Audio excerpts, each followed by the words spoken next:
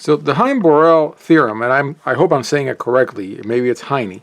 The Heine-Borel theorem says a subset K of R, the real numbers, is compact if and only if it is closed and bounded. So the theorem goes both ways, if and only if.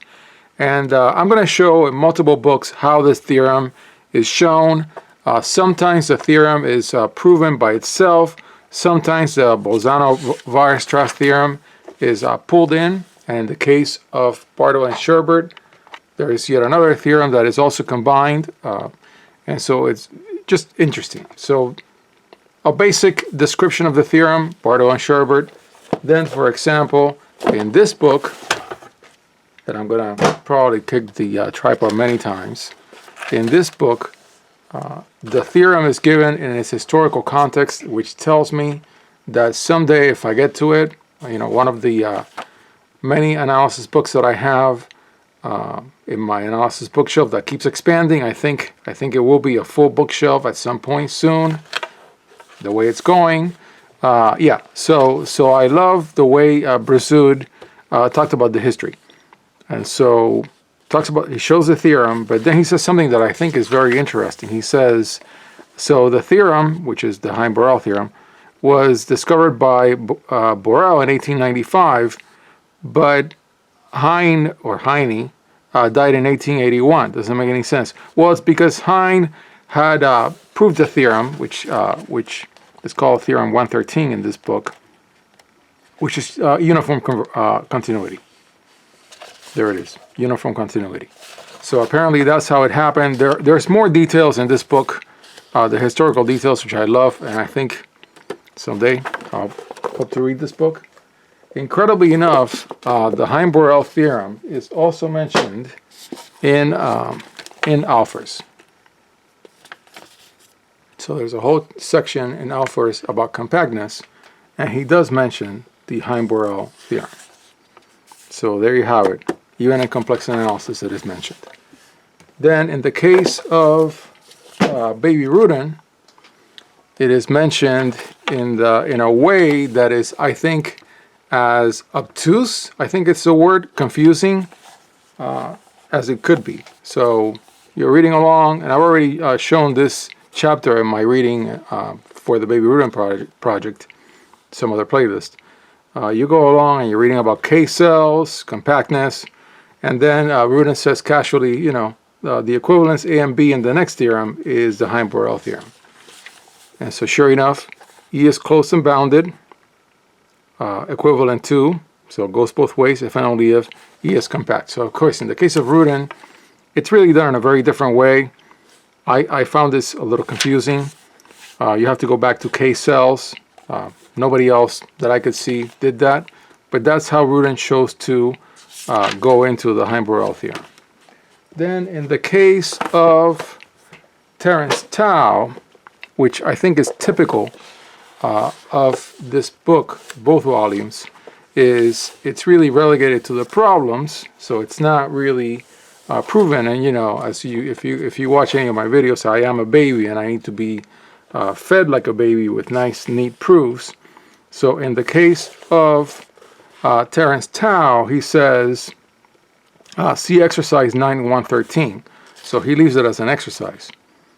The equivalence, similar to the way Rudin does it.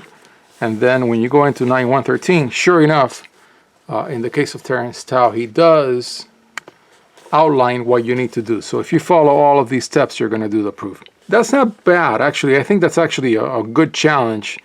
And I may challenge myself to do this someday, of going in and saying, use the Bolzano-Weierstrass theorem, then a corollary, do a contradiction, use some other corollary, and then use the axiom of choice, boom. So yeah, that's Terren's tau. Then in the case of Thomson Brookner, which I affectionately call TBB, and this is yet another way that I think would be interesting to compare. TBB goes through with compactness arguments. They have a whole bunch of compactness arguments. They go through the Bolzano-Weierstrass theorem, and then they build it up with Cantor's intersection property. Then they build it up with Cousin's property, and then eventually they get down to Heine-Borel. So this is very interesting, the way they did it, the way they built it up. And then they go through with compact sets. Yeah, so that's the way they chose to do it. In the case of Mendelson,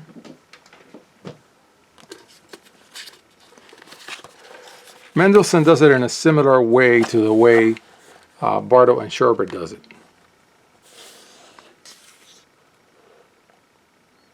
And I picked the wrong one. It's this one. Yeah, I was like, wait a minute.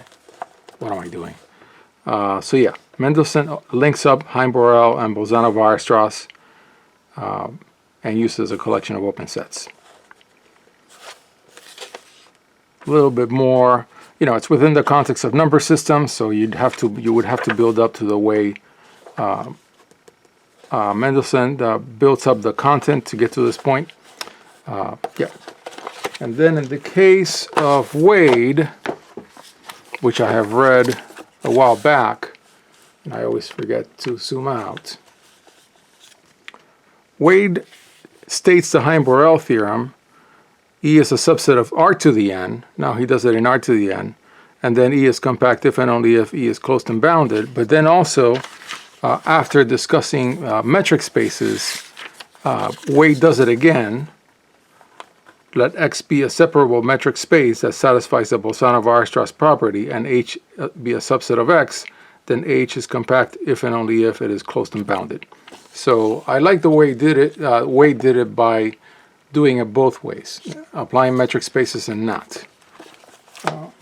Then finally, which I think is interesting, Prater and Murray, as if I didn't have enough analysis books that I want to read, links it with something called the Lebesgue lemma. And I was trying to find more about it, and I did not. So I think at some point I'm going to have to go through this in detail and try to understand it.